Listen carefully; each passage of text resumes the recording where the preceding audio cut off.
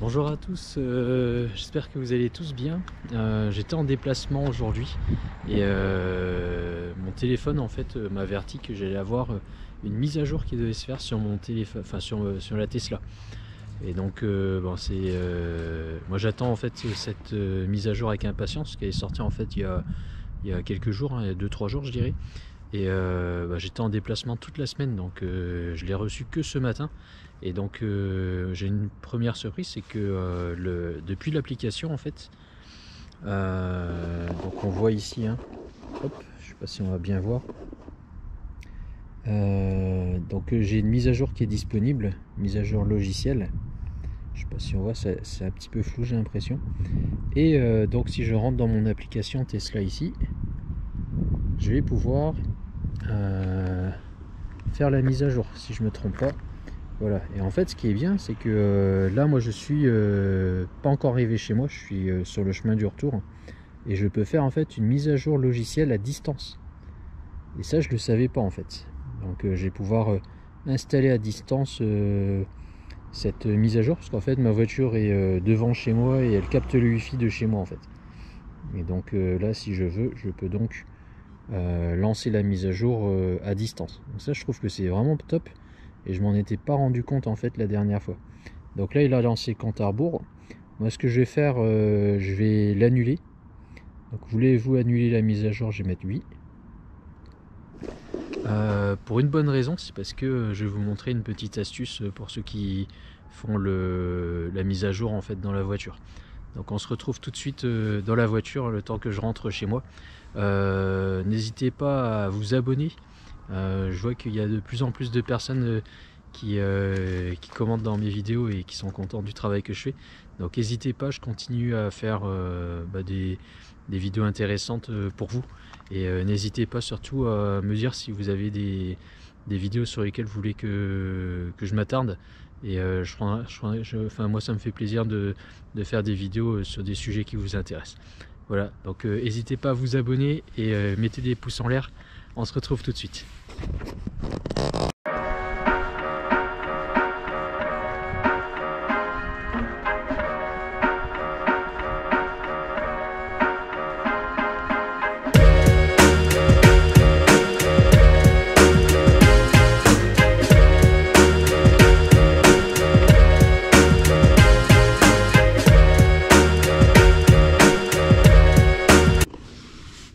Allez, me revoilà. Donc je suis dans la voiture.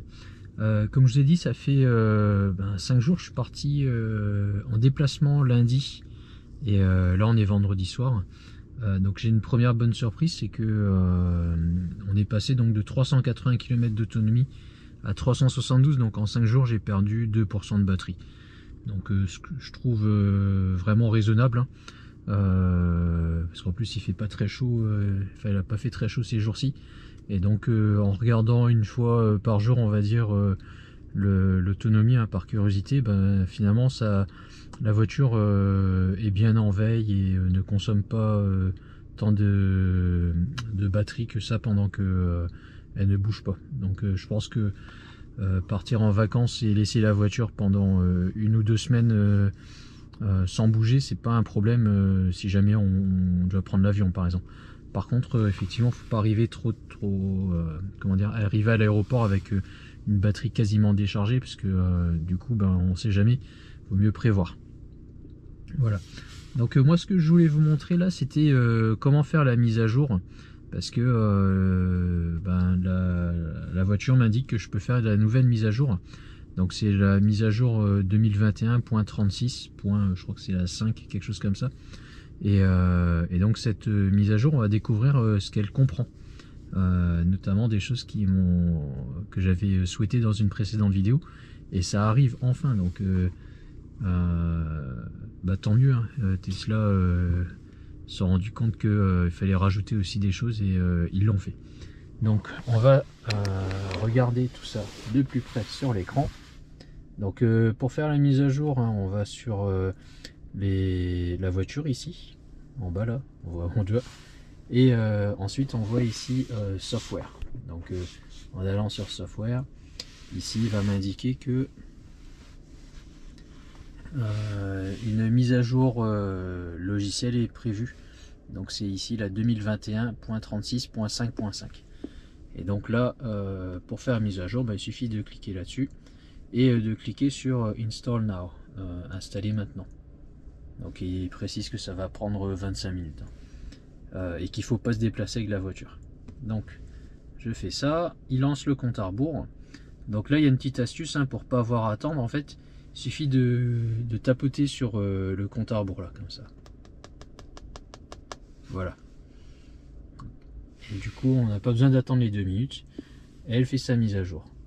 Donc on va laisser faire sa mise à jour tranquillement. Là elle est connectée sur le Wi-Fi de chez moi. Et donc ça c'est un avantage parce que du coup on peut lancer une mise à jour à distance sans être dans la voiture.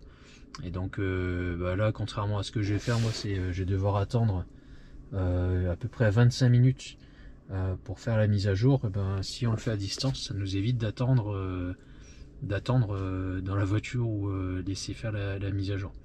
Voilà, donc ça c'est un gros plus et je m'en étais pas rendu compte la dernière fois parce que j'avais la voiture captait pas le wifi chez moi, mais là apparemment elle le capte. Donc je sais pas si elle a fait des progrès sur la portée, la capacité à capter le wifi, mais en tout cas là il le fait depuis le réseau de la maison. Donc ça c'est très bien.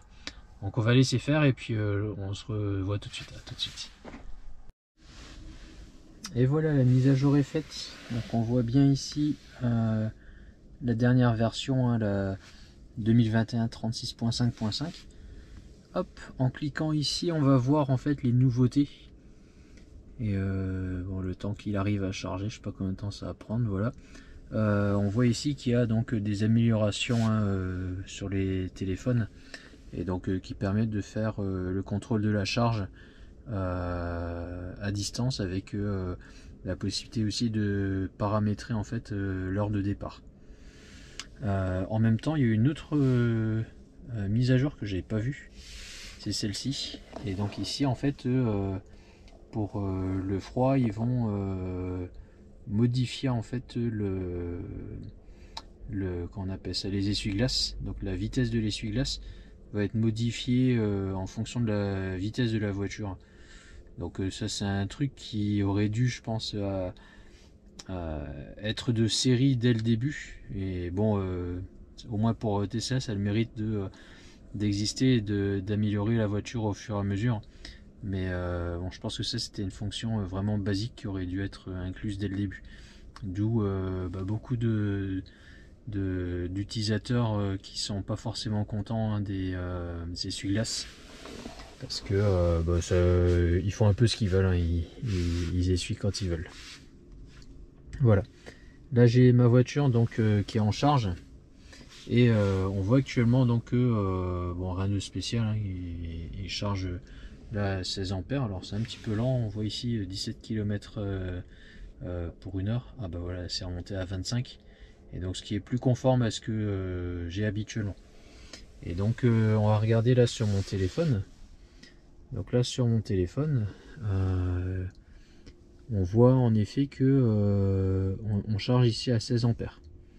Donc là si je change et je dis voilà, je chargeais moins rapidement à 13 ampères par exemple, je peux le changer ici et automatiquement sur la voiture on passe à 13 ampères. Là je vais mettre à 14 et donc automatiquement sans toucher l'écran à distance je peux donc régler en fait l'ampérage de charge. Donc ça c'est pas mal. Je suis en train de chercher voilà, ici on a démarrer la charge. Alors je sais pas à quoi ça sert parce qu'elle est déjà démarrée. Donc, à quoi ça sert, je ne sais pas. Il dit que la charge est déjà en cours. Moi ce que je pense qui peut être intéressant en fait, c'est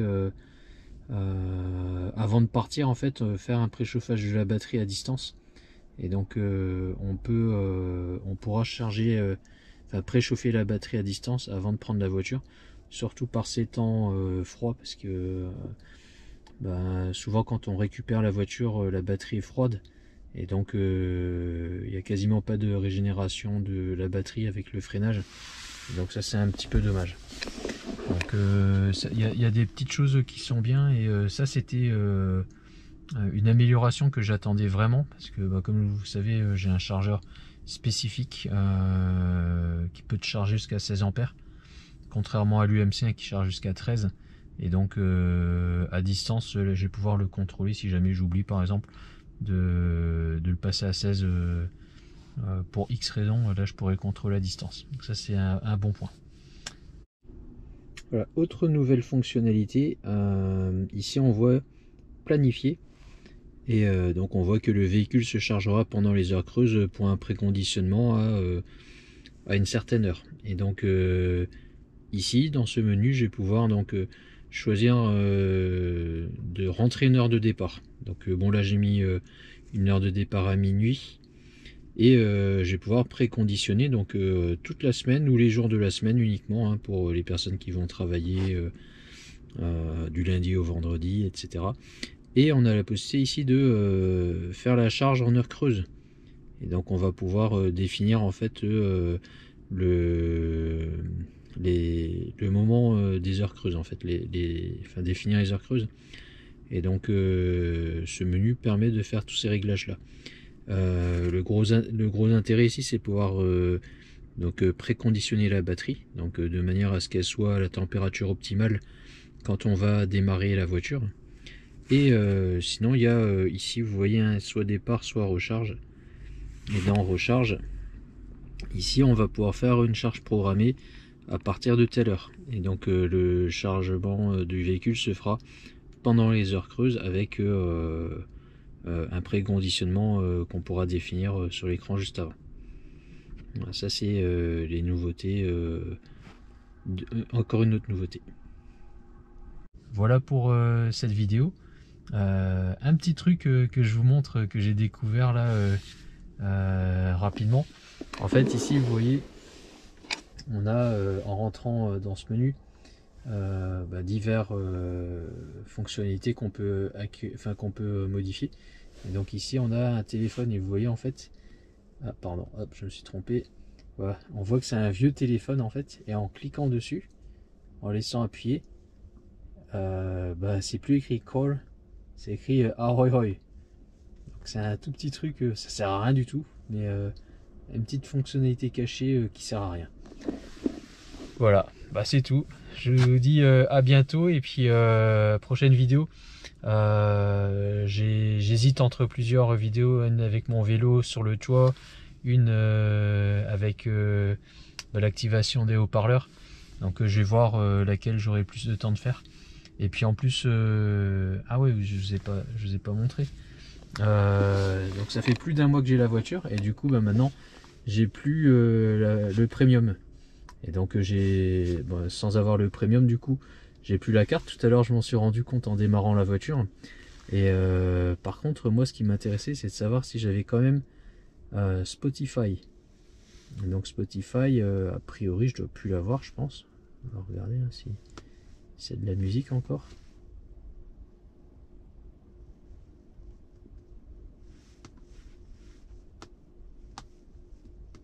Bon, ça n'a pas l'air de marcher.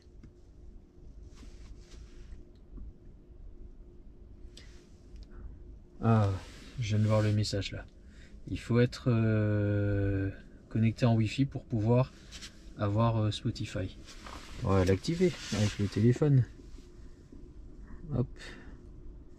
C'est pour savoir, en fait, moi c'est surtout Spotify qui m'intéresse hein, dans la connexion premium. Mais si on peut l'avoir avec le Wi-Fi, moi ça me va bien en fait. Voilà. Donc là, il est connecté. On va essayer de mettre de la musique.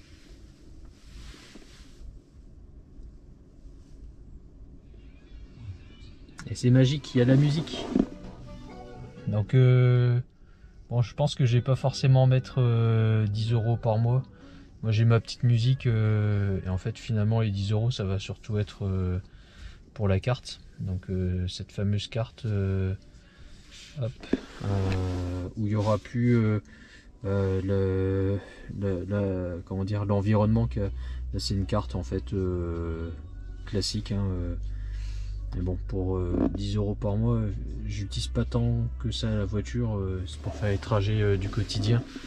Et donc je vais pas avoir besoin de cette fonctionnalité. Je pense que ça peut être très utile pour les gens qui s'en servent souvent. Donc des personnes qui font, je sais pas moi, 2000 km par mois, qui roulent beaucoup, etc. Mais moi j'ai même pas fait 1500 km en un mois, et encore sur une année je fais habituellement 15 000 km quoi. Donc à part pendant les vacances où j'utilise un petit peu plus, d'habitude ça me gêne pas du tout de faire du vélo pour aller travailler. Je suis pas forcément tout le temps en voiture. Voilà. Mais dites-moi en commentaire ce que vous en pensez. Je pense que certains n'hésitent pas et ils se disent 10 € c'est rien du tout, hein. Moi effectivement si j'avais pas pris une électrique, un plein d'essence ça me coûterait beaucoup plus cher que ces 10 € par mois. Et donc c'est pas une somme qu'ils économiseraient. Mais bon, après pour moi, ça fait 120 € par an. 120 € je pourrais toujours le mettre ailleurs quoi. Donc voilà, et je le verrai, je pense que je l'activerai pendant un mois pendant les vacances. Là je pense qu'il y a vraiment une utilité. Mais sinon bon, il n'y a pas une grosse utilité à avoir cet écran là. L'inconvénient c'est de devoir allumer tout le temps le hotspot pour avoir la musique quoi.